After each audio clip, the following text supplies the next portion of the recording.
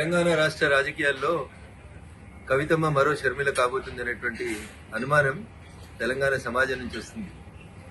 ఎందుకంటే ఈ పంచాయతీ కుటుంబ పంచాయతీ, రాజకీయ వారసత్వ పంచాయతీ, ఆస్తుల పంచాయతీ ఎందుకు ఆల్ ఆఫ్ సడన్ గా కవిత గారు అమెరికాలో ఉన్నప్పుడు మే 2వ తారీఖున రాసినటువంటి లేఖ ఇంతగా ప్రజల్లో చర్చనీయాంశం అవుతుందంటే ప్రజల ఆలోచన లోపల ఒక అర్థం కనబడతా ఉంది స్పష్టంగా.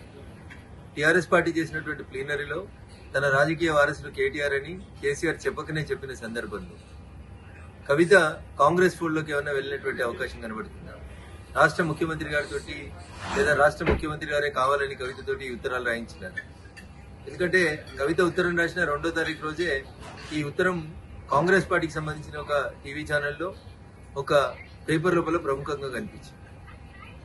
ఈ పరిణామాల తర్వాత కేటీఆర్ గారు హరీష్ రావు గారి ఇంటికి వెళ్లడం, బాబా బామ్మర్దులు ఇద్దరు ఒకటనేటువంటి ఒక మెసేజ్ ని బయటికి పంపడం, తనను ఒంటరి చేస్తున్నారు, బయటికి పంపిస్తున్నారు అనేటువంటి ఆలోచన వచ్చిన తర్వాత కవిత తప్పనిసరి పరిస్థితులలో కాంగ్రెస్ ఫోల్డ్లోకి పోయిందేమో అనేది తెలంగాణ ప్రజల అనుమానం.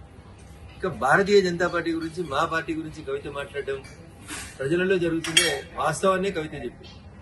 ప్రజలలో భారతీయ జనతా పార్టీ రోజు రోజుకు బలపడుతుంది. వచ్చే ఎన్నికల తర్వాత భారతీయ జనతా పార్టీ రాష్ట్రంలో అధికారంలోకి రాబోతుంది.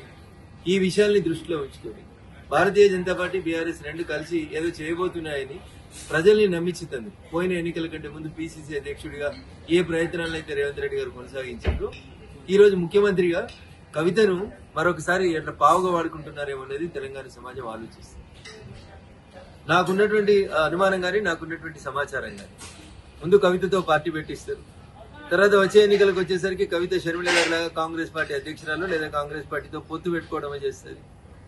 ఇది గతంలో ఈ రాష్ట్ర రాజకీయాల లోపల ఇట్లాంటి ఒక ప్రయోగం చేస్తే బాగుంటుండే అని నేను చెప్పలే. టీఆర్ఎస్ సిద్ధాంతకర్త అని చెప్పుకుంటే ఒక ఆయన మొన్న ఒక టీవీ ఛానల్లో చెప్తాడు, 2018 ఎన్నికలప్పుడు కేసీఆర్ హరీష్ రావు తోటి ఒక పార్టీ పెట్టిస్తే మంచిగుంటుండే, ఆ పార్టీని ఎన్నికలు అయిపోయినాక మళ్ళీ మెర్జీ చేసుకుంటే బాగుంటుండే అనేది టీఆర్ఎస్ పునాది నేనే అని చెప్పుకునేటువంటి ఒక సిద్ధాంతకర్త మన ఒక టీవీ ఛానల్లో మాట్లాడుతూ చెప్పారు. వీటన్నింటినీ క్రోడీకరించి చూసినప్పుడు కవితని కాంగ్రెస్ నడుపుతుందా, కవితని రేవంత్ రెడ్డి గారు నడుపుతున్నారా, కవిత మరో షర్మిల కాబోతుందా అనేటువంటి అనుమానం అయితే చాలా స్పష్టంగా తెలంగాణ సమాజం ముందుంది. కవిత చెప్పినా, కేసీఆర్ చెప్పినా, మీడియా మిత్రులు చెప్పినా భారతీయ జనతా పార్టీ ఈ రాష్ట్రంలో బలపడుతుంది, భారతీయ జనతా పార్టీ ఈ రాష్ట్రంలో అధికారంలోకి రాబోతుంది అనేటువంటి విషయాన్ని టీఆర్ఎస్ కవితనే చెప్పకనే చెప్పినట్టు మేము భావిస్తా ఉన్నాం. భారతీయ జనతా పార్టీ ఎదుగుదలని ఎండార్స్ చేసినందుకు కవిత. ప్రపంచంలో ఏ మూల ఏ క్షణం ఏం జరుగుతుందో వేగంగా తెలుసుకోవడానికి తొలి వెలుగు వాట్సాప్ ఛానల్ ని ఫాలో చేయండి.